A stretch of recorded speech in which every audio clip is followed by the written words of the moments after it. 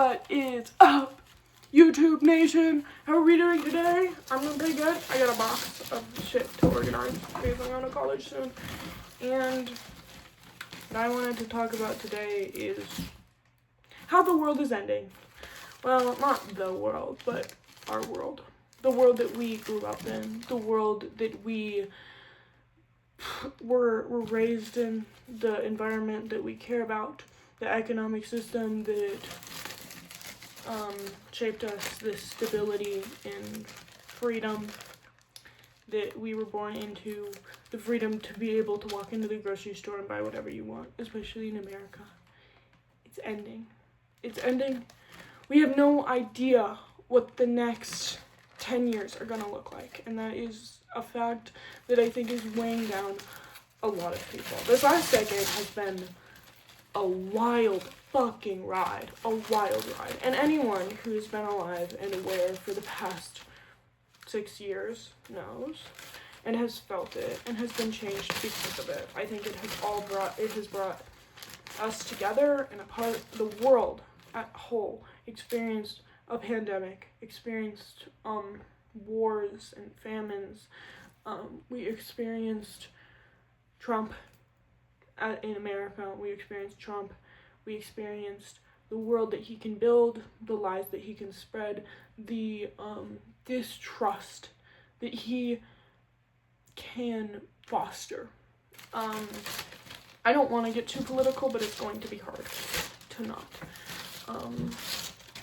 in this video. Now, when I say the next 10 years are going to be a wild ride, I am very confident in what I'm saying, because fuck, we are headed towards the Third World War.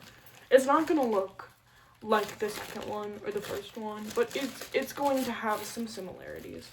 One of the similarities is that there are about 3 really important world power dictators essentially, people in power who are stirring the pot up quite a bit and causing a lot of fucking drama in the world.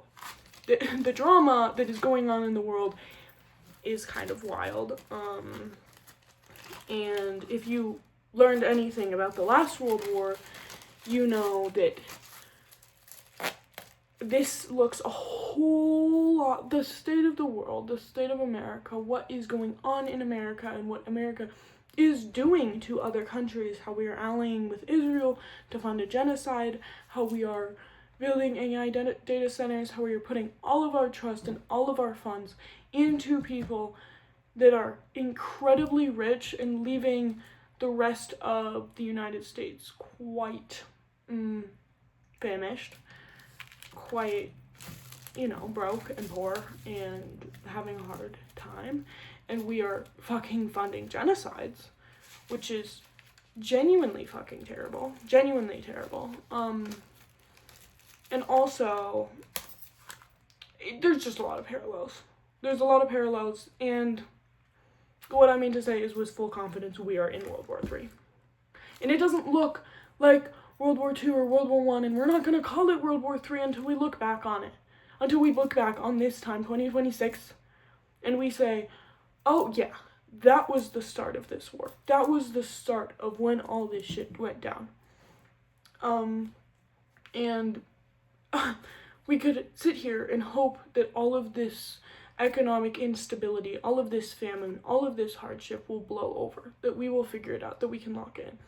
And I believe that we can, but I believe that this radical change that we need to see happen will not happen unless there is a collapse of some sort, unless things fall apart dramatically and strongly. This world that we have lived in since the Industrial Revolution, this world that has been developing and building and growing and growing and growing, and our population has been growing and growing and growing, and now we have reached our carrying capacity. It is too much. It is too much. There's too many people. It is truly awful what is happening everywhere, all the time. And what is really awful is that We know about all of it. We are hyper aware of everything that is happening all of the fucking time. And it's making us lose hope, which is the only thing that we really can have, that we really need to get through this. And if we don't have hope, there is no fucking hope. If we don't have hope, what do we have? If we do have hope, we can do whatever we want. We can do anything. We can change the world drastically. And I believe that we can do it. The environment is collapsing too. This world, species are going extinct. The environment has an incredible stress, incredible strain on it, and it's not relieving anytime soon. Natural selection is going to kick in, and the world is going to change over the next thousands of years to be the world that we made. And is that necessarily bad? When I sorry, I forgot what I was going to say. No, I don't think it's necessarily bad. It does seem bad right now, but what the fuck is good and what the fuck is bad? What does that even mean? Is it fair to blame ourselves for everything? It is our fault. Oh my god, it totally is our fault that the world looks like it does right now. And that so many creatures and animals and people around us are suffering. That's our fault. But it's not your fault, and it's not my fault. And is it our responsibility? It's not our fault. It's our responsibility. That is truly what it is. It's our responsibility. It's our responsibility to have hope. It's our responsibility to care for the world, to care for the other people, instead of sitting in your misery and be like, oh my god, humans are evil and there's nothing we can do. Instead say, oh my god, we have changed the world and we have caused so much famine. What can I do? What can I do? That is the way to respond. And really what this brings me to in general is that the world is collapsing. That the world as we know it is collapsing. And the world is ending, but guess what? Life goes on. I'm going to say that again. The world is ending, but life goes on. The world is ending, but life goes on. And still, as the bombs fly, and as the fighter jets fly over you, and you hear about everything going wrong in the world, there is still a responsibility within you to pick yourself up, to look at the sunshine, to take a deep breath, and to say, my life is still going on. To say, I still am living here right now. I'm here. I hope that you're watching this video, and I hope that you can take from it some hope, because it's all that we have at this point. It is the only thing that we have. And to sit in misery and despair and to blame everyone else for the issues in your own life is a little bit immature, and it's hella immature, and it's irresponsible, and it doesn't help anyone, and it doesn't help anything, and it just makes you more miserable, alright? Being miserable about the world doesn't fix the world. It doesn't make you better than anyone else. It doesn't help anyone to sit around and mope and be like, fuck, the world is ending, I might as well just be miserable about it. When you could say, the world is ending, might as well appreciate every moment as it comes to me, ask questions, love deeply, feel pain deeply, live as truly and as possibly as I can to help myself as much as I possibly can, because what am I to do but that? You know, you are still living. Your life still exists. And so does all of the animals that are suffering more than you. So do all of the people that are suffering more than you. So do all of the people that have lived before you, that have experienced hardship, that have experienced societal collapse, that have experienced collapse and rebirth over and over and over and over again, because that is the natural order of things. That is the way that things go on this earth. Collapse, rebirth.